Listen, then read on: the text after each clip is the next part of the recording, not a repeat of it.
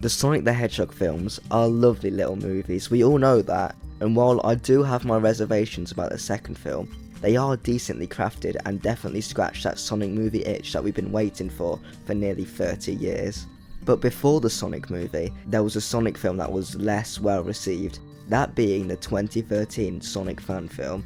Now, it's only 18.5 minutes long, but I assure you, that's certainly long enough for me to criticise. And I'm not going to go easy on it because it's a fan film. In fact, that's just more reason for me to bitch about it. Because I just love putting fan creations down. The movie begins with a title sequence featuring the Chaos Emerald spawning from a giant floating ring. Oh yeah, Jaleel White is in this movie. Now, I think Jaleel does a pretty good Sonic voice here. Jaleel doesn't generate the level of energy he brought to Sat AM or any of the other Sonic shows. Now whether that be because they told him to dial it back a bit for the more gritty tone, or whether he simply can't do the voice anymore because of the drugs. I want to smoke with Jesus. Yeah. Amen. I got some questions I want to ask Yeah. But whatever the case, it's still pretty cool to hear his voice again, although I never got used to Jaleel's voice coming out of the sort of modern Sonic design. As for the design itself, it's okay. They took the modern Sonic design and just made it to fit in a more real world environment, but they also added these weird individual quills that look pretty shit, and they gave him some weird Donkey Kong looking lips. But he's actually animated pretty well, aside from the occasions where he's clipping into himself. But when he's just standing still and talking, he doesn't look stiff at all. It really harkens back to Sonic's rubber hose design roots, etc, etc. But when he's in motion, yeah, he looks pretty shit, and that's why Sonic is used so sparingly in this film. Everything else looks pretty good though. I especially think that the E100s look great here. After the opening title, it's revealed that the peaceful nation of Mobius has been attacked by Dr. Kinterbor. Yeah, Dr. Kinterbor. They make a big deal of him calling himself Robotnik after the attack, but I don't understand the point in doing so, because they never explore Robotnik's past. I know this film is not even 20 minutes long, but it seems like it was only put in there as a reference to the Fleetway comics. Ian Flynn, eat your heart out. The guy who plays Robotnik is actually doing a pretty good job here, and I would say he is the highlight of the film, aside from the unconvincing temper tantrum at the end. Can you not see that I am not in the mood for any more nonsense? If you want to hear shouting, matey, this is it! Anyways, the citizens of Station Square all gaze up at the egg carriers invading the city while news channels report on the assault, and this is where we're treated to cameos by E-celebs of the day, like Bitch, the I'm Angry coming Video over, I'm Game gonna kill Nerd, you. Nostalgia Hello, I'm Critic, Nostalgia. and Here, I'm Chaotix. What the Chaotix here. fuck? Cuts to 3 months later, and it's Sonic. I'll tell you everything, how it got this way, and how I'm gonna make sure it goes back.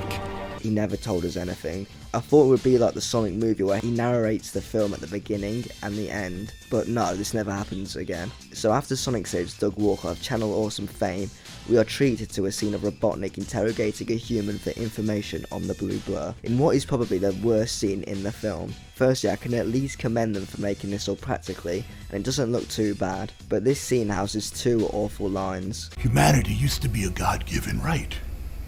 Now it's a privilege. Yeah, what a totally normal thing for a Sonic the Hedgehog character to say. That's not weird. No! You goddamn monster!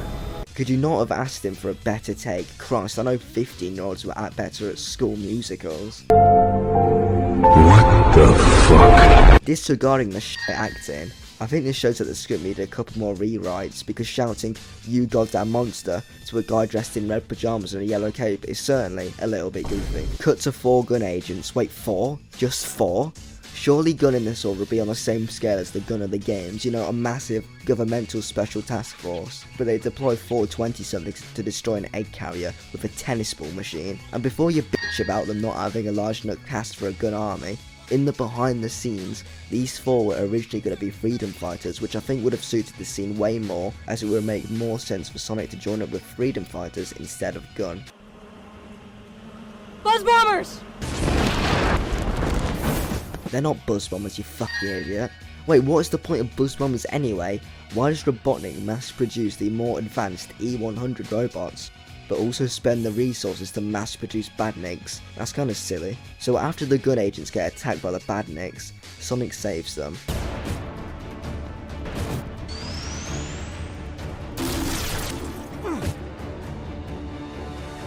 Wait, what the fuck? Did you just see that? They used the exact same shot for when Sonic jumps forward and then for jumping back. Is that a lack of budget, or is that a laziness? I want to say the latter. Sonic then proceeds to flirt with one of the gun agents in an honestly pretty cute jab to 06. Then Sonic runs around for a bit because he has nothing better to do. He kind of just stays in the woodland for the whole film, which, you know, I understand they can't have many locations on their budget, but I don't mind because it's like Sonic remains there as he's the last one there to protect the natural landscape. Kind of a parallel to Knuckles being the last one to protect the Master Emerald. Environmentalist, just like he was in Sonic 1. Now, was that the intention? Fucking nod. Then Sonic flies a missile into the egg carrier and lands on an almost too conveniently placed buzz bomber and lands safely on the ground. The gun agents then discuss the possibility of recruiting Sonic to aid them in the war against Robotnik. He may be on our side, but can we trust him? I think we all know that he's one of them. One of what? A South Islander. Sorry, is this a Sonic the Hedgehog fan film tackling racism? Now, I know Sonic has tackled some very serious subject matters in the past, like paedophilia, but having themes of racism is a little bit too much for me. I don't know about you guys. Although it would have been extremely funny if they repurposed "I hate that hedgehog" into a racist slur. So after the gun agent gets called out for his abhorrent views, Sonic has a little jog around Green Hill while Knuckles looks on in the distance. Oh, what the fuck? Then cut to credits. So is the Sonic 2013 fan film shit? Well, yeah, it's pretty bad. It is only a fan film, but you don't need a big budget to make a good story, script and whatnot. But with that being said, I'd still be interested in watching a follow-up to this. I am intrigued into where this story goes, and hey, these are just passionate film enthusiasts who at least attempted something like this.